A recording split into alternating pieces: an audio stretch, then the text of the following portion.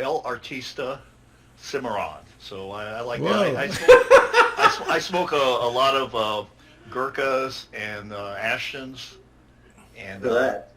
and the other one that I really like now lately is called Big Pappy. Big Pappy. Yeah, it looks like it'd be a really harsh smoke because it's a dark Maduro wrapper, but it's incredibly smooth smoke. I'm going to start the meeting because David and Linda's mics are muted until they can get on because it's 7:02 and we're supposed to start at 7. So I'll run the meeting till they can get on and talk just to get it started so we don't run out of time.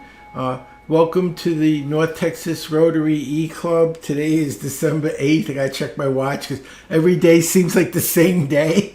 I'm like, it's like, what was that movie with the every day Groundhog Day. It's like Groundhog Day. Every day is the same. So, Richard, did you want to do the invocation while they're getting their mics ready? Sure. Dear God, as we gather for our Exchange Club meeting, please be with us and guide us through a worthwhile meeting as we plan activities and try to do things to support people around the world with stamping out polio and doing all kinds of projects to help the needy, which is the purpose of this is Rotary. Yeah, which is the purpose of the Rotary. I think I said exchange, but I'm a member of several things, and they're all good organizations, and they do good deeds. And dear God, continue to bless our families and bless the first responders and keep them safe, help them to get those vaccines in a hurry so they can continue to do their good work. Be with the soldiers that are stationed around the world trying to maintain peace on your earth, and continue to help us to do good Rotary things to help other people to make your world a better place. Amen. Amen. I'll do the pledge, and David, when you can get back on, let me know. I'll let you take over. I pledge allegiance to the flag of the United States of America and to the republic for which it stands, one nation, under God, indivisible, with liberty and justice for all. I know one piece of business I have to discuss because Linda had me send out an email for the election of officers. If you haven't voted so far, Linda was going to be treasurer. Charlotte's going to be president.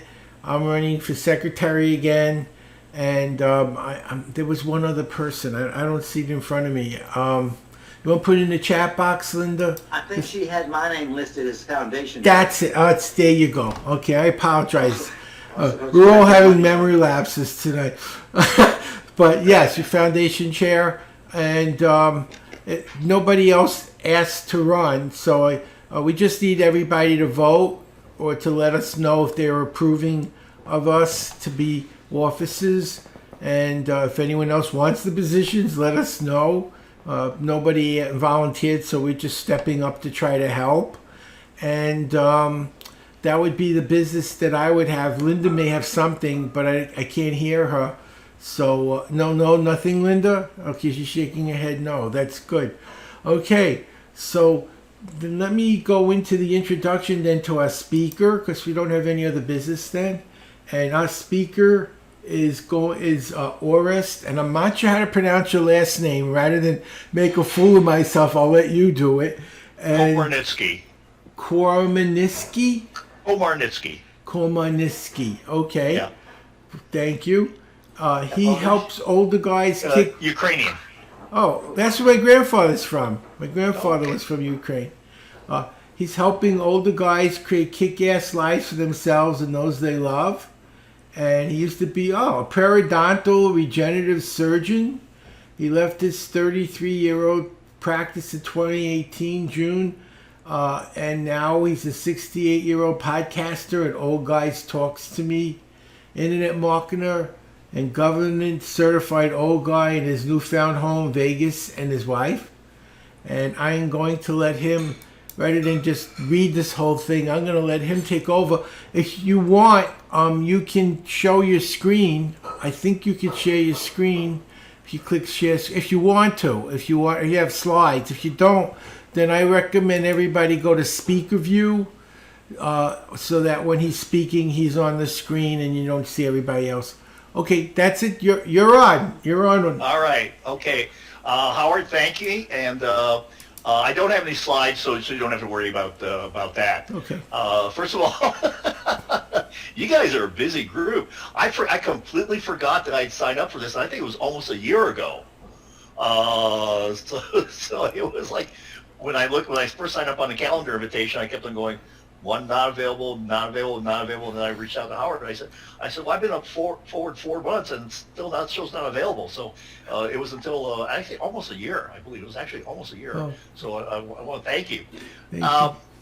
So who am I? As Howard mentioned, I used to be a periodontal regenerative surgeon, which means that I got into using a lot of products that we use to build up gum tissue, to build up bone, to place dental implants for gum surgery and things like that. I've been doing that for 33 years, and decided, well, it was time for me to leave for a number of reasons, but it was time for me to leave, and our kids were both gone. One of them is just finishing up college. The other one's an engineer in Boston. And so we moved, because of my wife's business, we moved to Las Vegas. And it's when you're in Las Vegas, you don't go to the Strip. When you live here, you just stay away from there, and you live kind of a normal, what you call a typical suburban life. And so one of the things that I've always enjoyed, I've enjoyed speaking, I've enjoyed being on stage, and I had all of this knowledge that I've gotten over the last several decades, and I wanted to share it. And my tagline for my podcast and my blog is helping older guys create kick-ass lives for themselves and those that they love.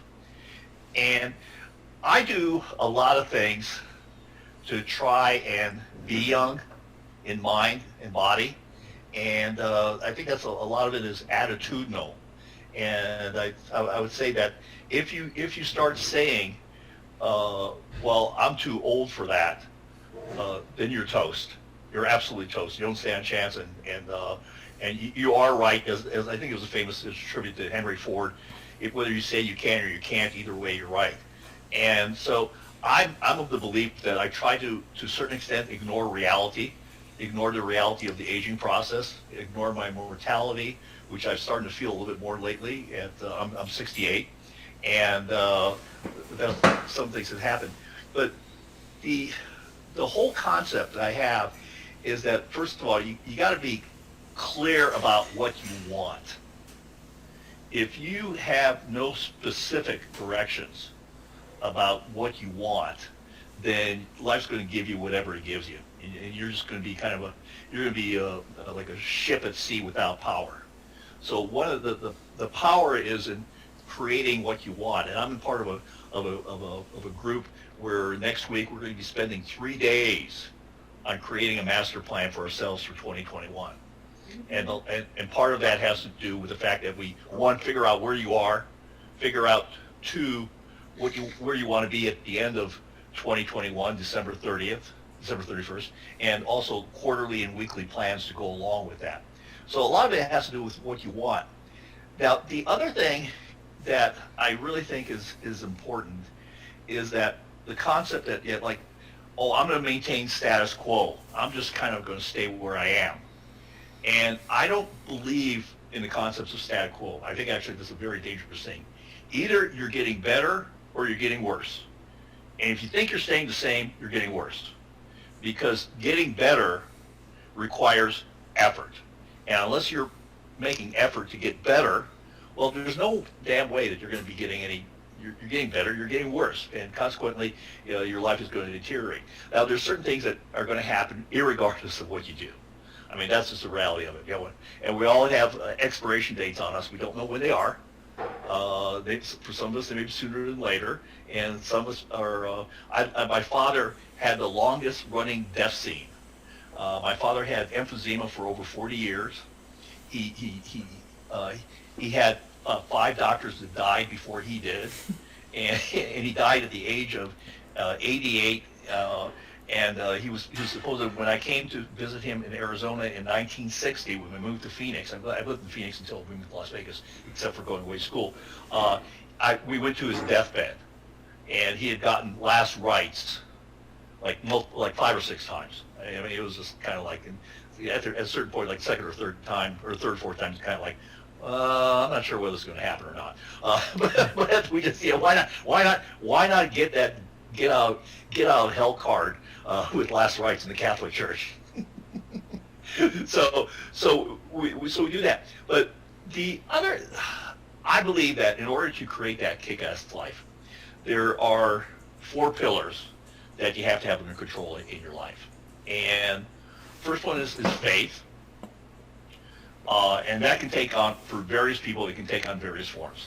It can be organized religion, it could be meditation, it could be some sort of, maybe you worship a rock. I don't know, I'm not into that, but there are people that do that. But whatever it is, you have to have some sort of faith-based belief in your life in order to be a complete person or a complete being on this earth. I really do believe that, because when people without faith, I think, are kind of lost, and they have no, a lot of times they have no moral compass.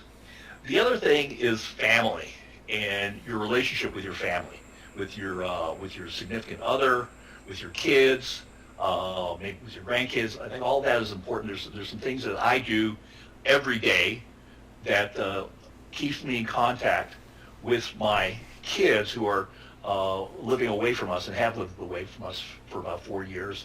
One of them, actually, we're going to start after Christmas, is once a month I'm going to take each kid and I'm going to sit down like this and have a virtual happy hour with them and have a drink and talk with them leisurely like I would in real life. Go out and have a drink, just a one-on-one. Not mom's not going to be there, not the boyfriend, the other siblings not going to be there, but just a one-on-one conversation, and to do that. And so those are the things that I do. The other thing is finances. I think you have to, you unless you have your finances in order, you cannot support a kick-ass life. You cannot create experiences. You cannot have the things that you want in your life. And don't worry, I'm not going to be trying to sell you anything here. I'm not going to try to engage you in any sort of business enterprise or whatever. There's no soap that you have to buy from me, or any shaving cream or vitamins or anything like that. So we're not going to be doing anything like that. And then the last thing I'm going to talk about is fitness. And that's really kind of what I want to talk most about, spend the most time talking about today. I'm a great believer in fitness, because if your body is in good physical shape, then the other things will tend to flow from it. But if your body is erect, it's hard to be spiritual, it's hard to really actually be financial, and it's hard to have a family life. And I'll talk a little bit about that. I am a great believer in better living through science. And again, I'll talk about that. But fitness is really breaks down to me into several categories. One is to have a daily physical routine. And for both men and women, it needs to be aerobic, and it needs to be resistance training. If you don't do both, then you're screwing yourself. Because I see these people that just constantly are just aerobic, and they have no muscle mass on them. They're shrinking. They're huddled over, and they're shrinking away. And the flip side is, if you just do resistance training, then you become so stiff that you can't scratch your back if you need to. So I've been a great believer. I have been lifting. I started lifting when I was in age 40, actually age 45, and it was at a time where I got married very late in life. I got married when I was 40. Oh yeah, I know. Look at yeah, Richard. Oh yeah, I got married when I was 40, and I was like an overcooked meal at that time. My friends were going like dude, what are you doing? You're nesting. I mean, I'm buying waffle irons, I'm buying shit like that, you know. I'm not buying something normally a guy would buy. You go buy a watch, maybe go buy a gun. No, I'm buying a waffle iron. I'm going to Walmart and buy a waffle iron tonight. So I was ready to be married, and my wife said that she saved me from being a weird bachelor and weirdness. She did save me from being a bachelor, but she did not. She was unsuccessful in the whole weirdness thing, which she reminds me on a regular basis. Actually, we don't have very many fights. I think we had maybe like 3 or 4 fights the whole time we've been married for 28 years. And there was one time she got really mad. I did something, and she came in and she goes, "What were you thinking?" And I looked at her and I said, "Honey, I was born this way. You chose to marry me. What does it say about you?" And that was the last time that was the last time she confirmed me on anything like that. But let me go back to this daily exercise thing. I love lifting weights, and I had some injuries that take me back, but there is nothing more fun than going into the gym and lifting weights, and especially if you can get yourself to where you're lifting heavy weights. It's a lot of fun. Sometimes I sit down next to guys that are all buffed out, and, they're in their 40s or 30s or 50s, and I'm strong enough to outlift them. And it's fun to do that. I love the ego trip. I like having them look at me like, who the hell is this guy? So it's a lot of fun, and it gives you a tremendous amount of endorphins running through your system when you do that. The other thing is it helps you a lot with your balance and your strength and your stability and your ability to maintain your muscle mass, which is really an incredible thing to do. So I would encourage anyone to lift, and this is both men and women. I think it's just a very, very important stuff. There's something about the physical aspect of lifting iron. So it's a connection between your mind and your body. And I'm not going to say in some ways I almost go kind of in a trance when I do it, and it's an interesting experience. But the other thing is that the aerobic part I think is also very important. I've been fortunate enough to do some incredible things with my kids. 5 years ago, I was in Iceland hiking in the snow in the mountains with my oldest daughter, and that was an incredible experience. Now, I have to tell you, though, that was not the trip I was expecting, because when we signed up for this thing, National Geographic had it listed as one of the top 10 treks in the world, and the pictures looked like The Sound of Music. Well, they had a really, really bad winter that year, and it looked more like Donner Pass. I mean, we were hiking in the snow. There should have been fields, but it was Donner Pass. And I was like, it was that soft snow. I don't know how many of you have been around a lot of snow, but that soft snow that sucks the bottom of your boot when you step into it, and then so it's a suction cup every time you step up and down.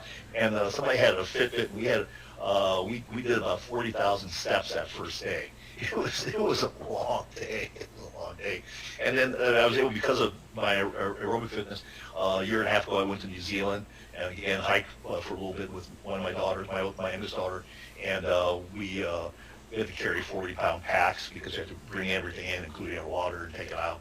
And but so a lot of that stuff is possible only if you do it. Now, I've been kind of going back and forth with injuries.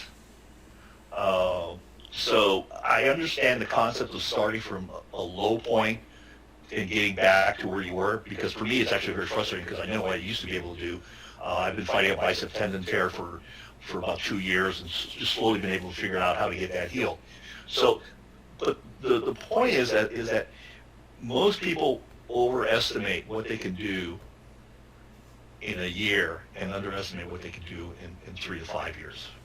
And if you have a plan, you can achieve some great things, and not to overestimate. The thing I also need to caution, if you are going into the gym and starting to lift weights and things like that, this was something I heard on podcasts. The men's U.S. Olympic gymnastics coach said it takes 90 days to grow muscle and 210 days to grow ligaments and tendons. And consequently, most people, their muscle growth will outpace their soft tissue growth, and that's where the injuries occur. And you see that all the time in the gym, and you do that. So again, resistance training, aerobic, both have a part, and I think it's really important to part of that for that kick-ass life. Now, the other thing, and I will share with you that I am the beneficiary and the great proponent. If you go to my podcast, you'll see lots of interviews with doctors. I'm of anti-aging medicine and better living through science. I personally have been on testosterone for over 23 years. And I can't imagine my life without it. Actually, I do know what my life without it is now, because I'll tell you a little story about that. Yeah. But what happens is that men's testosterone levels precipitously drop as they get older, especially after the age of 40. And consequently, you start losing your muscle mass, some cognitive abilities, you become more susceptible to heart disease, all sorts of things that are important. And when I started taking testosterone, I was 5'11", 240 pounds. I looked like the Pillsbury Doughboy. And I had to make a decision because my wife had our first daughter, and was I going to be a granddad, or was I going to be a dad? And I started this process. I had some friends that were in this area, and I was able to find the right doctors. And the part of it now, it's even harder to find right. Then it was hard to find a doctor that'll give you enough testosterone to make a difference in your life. And then, of course, my primary care doctor told me all sorts of bad things were going to happen. I've been ragging on him for the last 25 years, and I think I'm going to see him in a few weeks, and hopefully I'll get him on testosterone. I have gotten two other of my doctors on testosterone, and they just love it. But testosterone levels are going down in men generationally. A man 60 years old 20 years ago has 15% more had 15% more testosterone than a man 60 years old in 2020. And there's a lot of things going on in our environment and it's going on, and it's also actually be a problem. It's a whole other thing we can talk about maybe later on. It's going on with the young men, which is really frightening. Part of this anti-aging medicine, and now they call themselves functional doctors. And I have no idea why they changed it, because when I say functional doctors, no one knows what I mean. I have to spend 5 minutes explaining what that is, versus when you said anti-aging doctor, everyone knows what that means. There are many therapies out there, which, again, I've interviewed people on my podcast. One of them is peptides that deal with healing soft tissue injuries. There's also peptides that deal with Parkinson's, traumatic brain injuries. There's peptides to deal with cancers. All sorts of peptides are out there. And if you are looking for a knowledgeable doctor in the peptide field, you should go to Seeds Scientific Institute. Bill Seeds, he's the president of the American Association of Peptides. And it's a hard group to get into, and in his institute he trains doctors, and so if they have his certification, you can be sure that they're actually going to be knowledgeable in that field, because there's lots of bad peptides out there also. There's actually lots of bad peptides out there. A lot of them come from a country that starts with C, ends with A, and a lot of times it ends up being talcum powder mixed in with some other stuff. So peptides are a real big part. Platelet-rich plasma, I don't know if you're familiar with that. That's where you take some of your own blood, you spin it down in a centrifuge, and let's say you take 20 cc's, you get 2 cc's of active product. It's a concentration of growth factors. I used to use that in my periodontal surgeries. Now they're using it for joint repairs. They're using it for hair replacement. There's also something called a vampire facelift, which they actually do for facelifts. They also use it, it's called the P shot, for erectile dysfunction. So that's one of the things. And then there's stem cells. Usually they work well when you're mixed with PRP. So there's lots of regenerative therapies out there now to really improve the quality of your life and deal with things that people used to call normal aging. that really will counterbalance a lot of the things that are going on.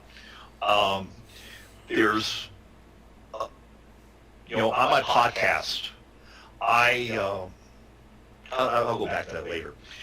I think supplements are real important as part of the fitness routine. Every morning in my coffee, I have tyrosine for cognitive function, creatine to maintain my muscle mass. I have MCT oil, which boosts my metabolism, and I have magnesium, which is an important mineral for a lot of enzymes going on in your body. And most people have depleted magnesium. And so I mix that up every morning in my coffee. My wife does not like a lot of this stuff, and so she kept on saying, "Why do we have to drink these powders in our coffee?" And I said, let's reframe that. How about we call them nutrients? That might be a little, make it a little more acceptable, and so actually that seems to work. So supplements, I think, are very important. There's a lot of good ones out there. Again, the supplement world is so crazy. It's really hard to find good supplements because the testing on them is so erratic. I had a friend of mine who was in the supplement business, and he got out of it because he'd get a good batch of raw materials, and then a month later he'd get a bad batch of raw materials. And he said, I just can't put this stuff out there because this stuff is crap, the other stuff is good, I don't know what's going to show up next month, and so it's really hard to find people that are really good at it. There's a Russell Jaffe I interviewed. Jaffin, I interviewed. He has a really good supplement. He really keeps close monitoring on the quality of these things. And again, also, this is a touchy subject. It's a touchy subject for me. What do you eat and how much do you weigh? I've been fighting fat my whole life. I mean, I've been fighting. There's just kind of a. Oh, I hate that when my cigar goes out. I used to do a little stand-up comedy, not a lot, just a little bit. And one of the things that I said was, I was the envy of every girl in the 5th grade. I was the first one to have boobs. Size B they were, perky pair. Man boobs before I was a man. I looked at my pictures of myself, and I mean, I was a chunky kid. I was really an unhealthy, chunky kid. And so it's something I've always fought. My mom was diabetic for over 30 years. My sister is morbidly obese. She's over 300 pounds. And it's just, unfortunately, something that I follow. So for me, I can't tell you that I live this nutrition life where I really watch what I eat. But one of the things I really try to do is not to mix carbs with fats and proteins, because that seems to be the death knell on you if you're trying to keep weight off. That's a real problem. And if you're saying, oh, I'm just 20 pounds over, go pick up a 20-pound dumbbell at the gym and walk around with it for 15 minutes and see how you feel. You'll have a whole different relationship with that extra 20 pounds you do. And also, I mean, as far as joint health and everything else, if you shed some pounds, your joints are going to feel a lot better. They're not going to be they're not going to be. The whole challenge of this having a kick-ass life. Oh, you just want to talk a little bit about the erectile dysfunction. The statistics are 40% of men in their 40s, 50% of men in their 50s, 60% in their 60s have some form of erectile dysfunction. And it's a situation that affects both people in the relationship. And it causes a lot of pain, a lot of embarrassment for some people, to the point where they actually avoid intimacy. And not just having sex, but just avoid touch because they're so afraid of doing it. And there are a number of excellent modern therapies out there to treat erectile dysfunction that are available that were not there 5 years ago. And I just think that in a relationship, both the spiritual, the emotional, and the physical part are all key to having a full relationship. And that's what I try to live by. yeah, the whole concept of your fitness is very, very important because I think it lays the foundation for everything else in our life. So that's all I got as far as my prepared statements. Any questions I can answer for anyone?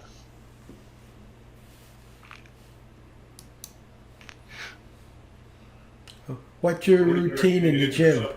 What do you do? Do you do one or two muscles, or do you do the whole thing at once and rotate it? No, I just do on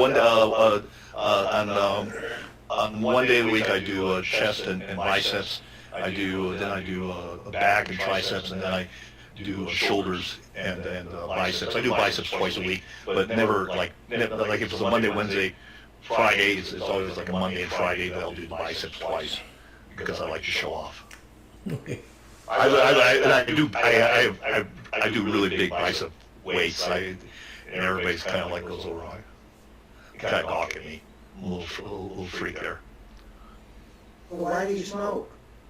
I love smoking cigars. It's not like you don't inhale it. And I go around every other day. I'm getting ready. I was training until I got injured. Until I did that stupid fall. I was training for a Spartan race. I mean, so I love cigars. For me, cigars are a way to sit down and have good conversations with friends. And actually, cigar bars, my experience has been a place where a lot of business gets done too. I've done a lot of business in terms of meeting people and making business arrangements in cigar bars. It's not too different from a golf course. It's actually amazing. And I'll tell you a funny story. And I don't know if it's a funny story, but I'll tell you a story about it. Some people may be shocked at. So, my girls are, they're in some ways they're very feminine, and in other ways they're very aggressive. Both my daughters, they both were debutantes, and at the same time, they played sports all through high school. Both of them very aggressive. My oldest daughter shot shotgun, and skied a trap in sporting clays. My youngest played basketball. They both also did something called in self-defense. I had them trained for a year and a half called Krav Maga. Are you familiar with that at all? Krav Maga is Israeli self-defense. It is the whole point of Krav Maga is to end any sort of confrontation in less than 30 seconds. And it's very ugly. It's meant to basically to disable or maim your opponent. Because it's not like they don't want you boxing, they don't want you doing anything like that. It's self-defense. And one of the first things that they teach girls in a class like that is how to break someone's wrist if they grab them by the hair. And they have a very special technique. But the girls were able to actually to take punches to the face because it's full contact from day one. And if you met them, you would not, because they're very girlish, and they like their dresses, and they like to have their nails done and all that stuff, and their hair done and all that stuff. But yeah, you screw with them, you're gonna. They'll turn like all of a sudden you will go like, where the hell does this come from?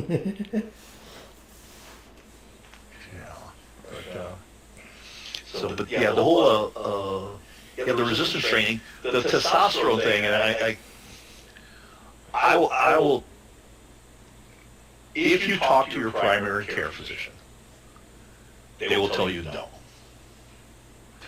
And I will ask you to look at your primary care physician and say, do you have any interest in being like them?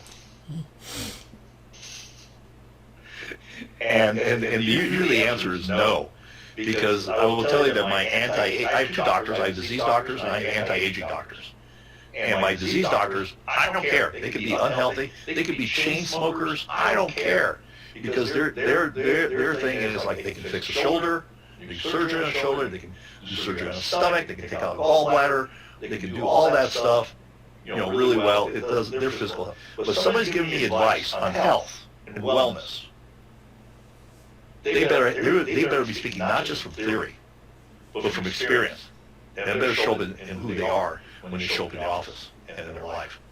And so the whole testosterone thing is, I think that just about every man should be on it. And I'm talking to everyone here. I think you can try it for 3 months. If you don't like it, it doesn't. You just get off of it. There's no like long-term repercussions. But and I'm not a doctor. I'm not going to pretend to be a physician or anything like that. But what it does in terms of people think testosterone is about sex, but it is actually one of the most powerful mood elevators that a man has.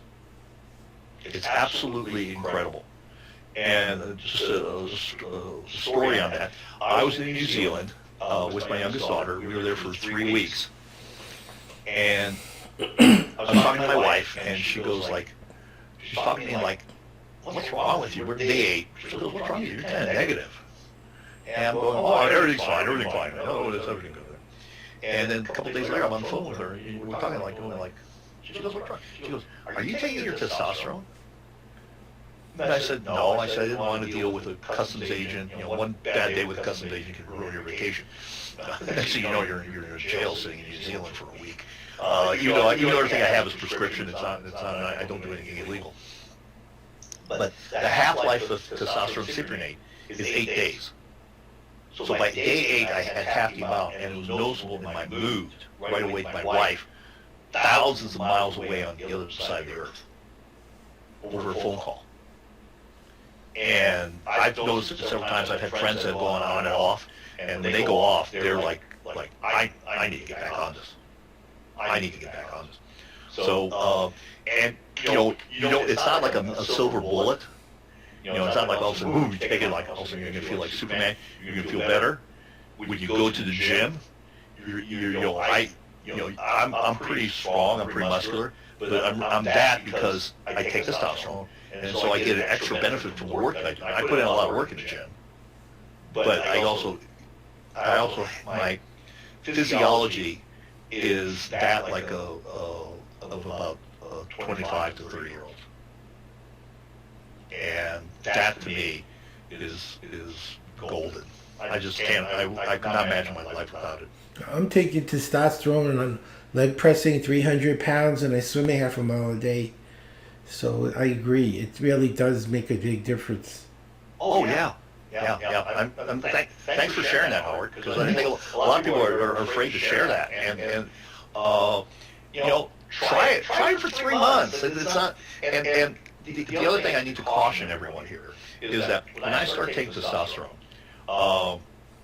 it was very hard to find a doctor that would give you it in an amount that would make a difference. Because your primary care doctor, if you ever even talk them into it, would not give it to you in any amount that's going to make a difference. So you have to find a good doctor. Again, I go seeds like Seeds for Planting Scientific Institute to help you find a doctor in your particular area. Because right now it is such a cash business, it's such a cash cow. You heard the advertisers on the radio all the time. Get your and they have protocols that are not particularly healthy. One of the things that they do is they give you something to subvert your estrogen, and there's a genetically set point of balance in your body between your testosterone and your estrogen. And if you mess with that, then you lose the effects of estrogen, which are very important to men. Not just women, but very important to men, because it has to do with basically dealing with sleep, has protective effects for your cardiovascular system, your bone density, and all sorts of other things. So a lot of these clinics they got this kind of magic formula, and they get you in, they get you out. So finding a good anti-aging doctor is going to be one that's probably going to sit down with you for an hour to talk, and it's going to be cash pay. It's not going to be. None of this stuff is covered on insurance. But you will feel so much better, and I think that you will find that as you get more active and become more mentally happy, that you'll find that some of the other medications that maybe you are required to take now will start vanishing out of your life. Are you taking the shots or are you using the implant? I'm using the shots. I don't like the implants. I tried the implant. I've tried it all. I've tried the gels. I've tried the implants. The implants I kept on having problems with the area opening up. And the other thing is that with the implant, it's one size fits all for that pellet. And so you have no idea. You have no idea how much of that is actually going into your system on an individual basis. And people absorb that pellet differently. So one person may absorb it in X amount of weeks, and the other person may absorb it in Y amount of weeks. So it's a very, very different type of thing. Yeah. So, yeah. No. I'm doing the shots too. It's the hardest thing. The needle's about 3/4 of an inch long. It's really. Well, they have a little connector that you can use for your vial. Yeah. And I don't know what size. I only use a 1-inch needle, and I use a 25 gauge, which is really small. Which is it's not even like a mosquito bite. Well, you switch out. I have one needle to pull the testosterone out. No. They have this connector, and I'll send you a picture of it. And they have a connector that you put on top, and so they have these locking syringes that you draw it. I used to do it that way, but then somebody showed me these connectors, which makes a lot. Everyone's kind of like wondering, like, what the hell are they talking about? But yeah, and it was really hard because what I used to do was I used to have a large needle for drawing it out, and then a smaller needle for injection because it's so viscous. Right. It's hard to get into. It's hard to get into the syringe if it's too small of a needle. I thought it would hurt more than it does. It's just a little discomfort. I don't at this point. I don't even notice. The other thing is your doctor will tell you to put it in your butt. I can't reach around with my butt. I put it in my leg. I do it in my thigh. Yeah. Yeah. It's just easier just trying to, who knows? I have no idea where it's going to go if I go in my butt. I don't know if it's in there. I don't know if the needle's in my butt completely. Is enough in there or whatever. I didn't know you could do that.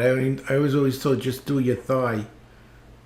Well, yeah, that's what I do. It's in my thigh. Yeah, well, some doctors tell you because that's what they say. That's where the biggest muscle is back there, but I don't think it makes that much of a difference.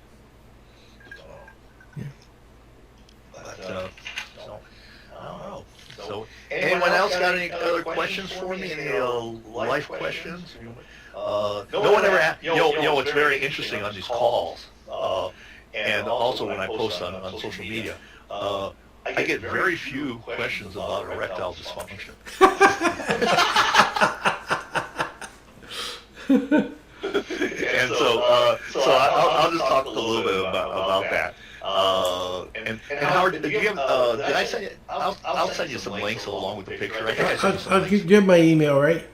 Yeah, I think I sent you an email about an hour before the Yeah, call. that'd be great. Thank you. So let me kind of give you a quick rundown on what's out there in the ED space. And everything I'm talking about is either FDA cleared or requires a doctor.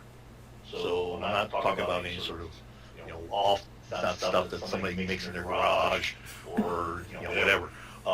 So there's several different therapies that are out there right now. The first one is the P shot, which is the platelet-rich plasma, which is where they spin down your blood in a centrifuge and then they inject it. That's really not a bad way. That's not a bad way to go. But there's some other ways that are easier to go. The other way is called the acoustic wave therapy. That's the one you hear about on the radio. The clinics, acoustic wave therapy. The challenge with that is it requires anywhere from 6 to 12 visits in the doctor's office. It can cost from $3,000 to $10,000. Wow. Depending on your zip code. Yeah. And of course they have payment plans. Of course they would. So they do that. The other one is it's a product out, just full disclosure, it's a product I promote called the Phoenix, and you can get it to getmyphoenix.com/old guy.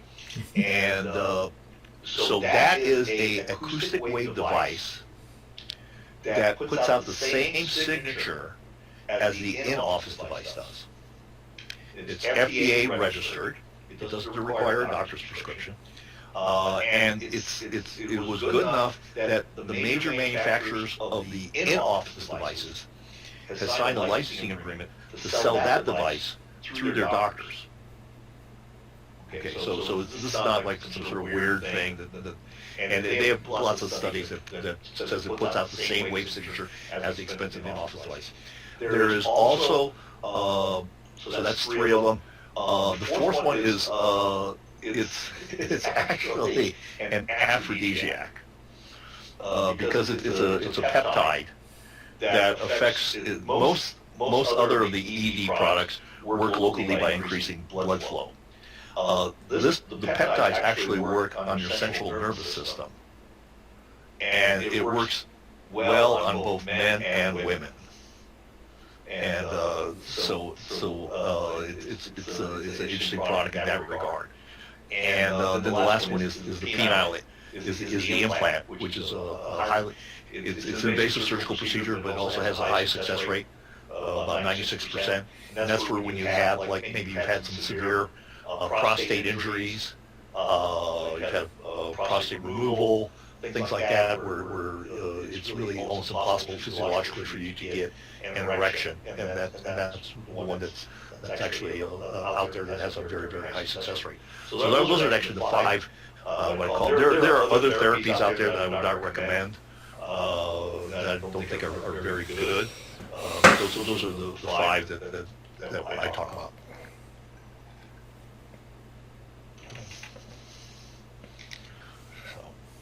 Any other questions for anyone? Richard, let me ask you. Mute yourself. What would be the three most important things that you would like to improve the quality of your life?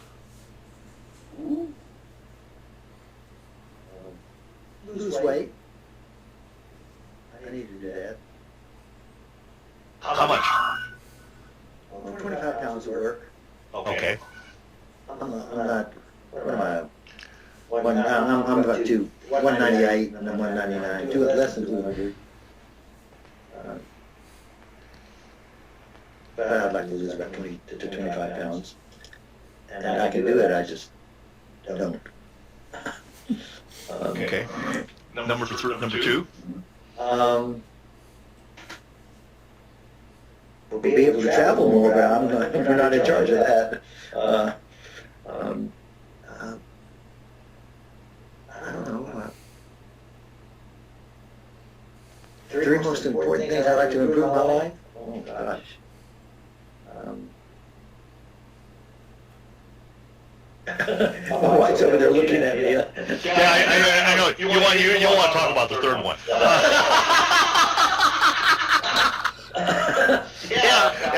I totally get it. You don't want to talk about the third one. That's fine.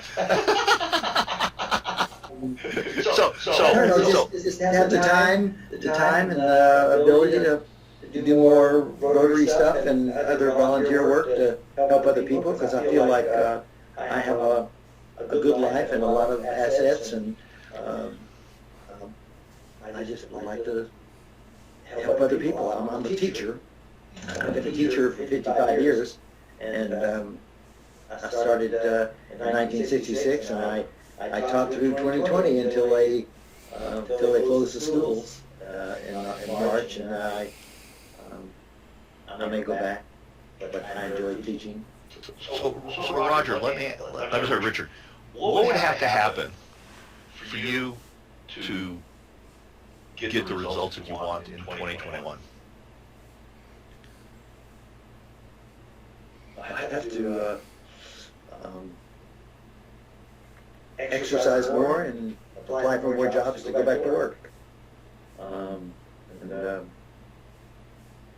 don't know, that's it. Well, you can't outrun the fork. No, that's true. I need to eat better. We had salmon tonight for dinner. Salmon, what was that? Salmon and squash, you can't beat that. Okay, that's tonight. And no bread. That's tonight. Yeah, right. had iced tea and I'll have ice cream later. No, I had ice cream. We had that little Starbucks and ice cream mixed together. Oh my God, that like one of those 600 calorie things that you drink in a 12-ounce cup. Right. When we got it from the grocery store. How much calories in that bottle? But we shared it.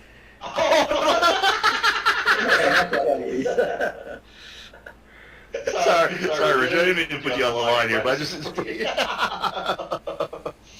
Well, I will tell you that if you want to achieve some of that stuff, I would really encourage you to at least to visit with an anti-aging doctor in your area. Okay. Because that would actually, I think, get you on that. Because if this is true for me. Because I use a lot of coaches and a lot of mentors. If I was able to do it on my own, I would have already done it. Oh, yeah. I hear you. You hear what I'm saying? Yeah. If I was able to do it on my own, I would have already done it. It's the particular coach I'm with. He says that. He's just like, well, if you didn't need me, you wouldn't be here. You wouldn't be looking for the result that you're looking for. Well, that's like all those Weight Watcher programs, and you see every other ad on TV is get this pill or do this exercise. If people would just eat less and walk more, they wouldn't need to go to those classes. Well, actually, I'm going to disagree with you on that because that might have been true when you were in 20 and 30, but as we old, our physiology changes so much that our metabolism goes down, our thyroid function goes down, all those things go down, and we are not able to achieve the same things that we were earlier in life. It's just not. It's physiologically impossible. It's almost like a. It's physiologically impossible, and it only leads to frustration. But all those clinics and all those commercials, they say take this pill once so often, and be sure and eat green vegetables and exercise more. So if you don't do those two and you just eat the pill, then you're not going to lose the weight. Yeah, chances are the pill's not going to do this for you, and it's going to require something more of a medical grade than something that you can buy. My doctor tells me that the testosterone, the high doses is not good for your heart. That's totally false. That's totally false. You can go on PubMed, and there's actually some studies out of the Mayo Clinic that refute that. It's based actually that information is based on two studies. One of them that had in their sample had women. Yeah, exactly. So no, there's actually and again I'll encourage you to go to my blog. I interviewed there's three interviews there specifically with testosterone, and we address those issues from a scientific standpoint. And again, most primary care doctors don't know what they're talking about in this space. And again, I was told the same thing by my doctor, by my primary care doctor, 23 years ago. And he did not know what he was talking about. I have a different relationship with my doctors. I actually argue with them. Well, I want to thank you for coming tonight. We appreciate it. It was very interesting. And I'm going to finish up the meeting. You're welcome to stay. We're just going to do the four-way test, and then I'll close the meeting. And then if anyone has any more questions, I'll leave it open for a bit if you want to talk some more with him. And that's what we'll do. So the four-way test are the things we think, say, and do. First, is it the truth? Second, is it fair to all concerned? Third, will it build goodwill and better friendships? And fourth, will be beneficial to all concerned. So that officially ends it. Does anyone else want to talk with the rest? Anyone? Before I close it out?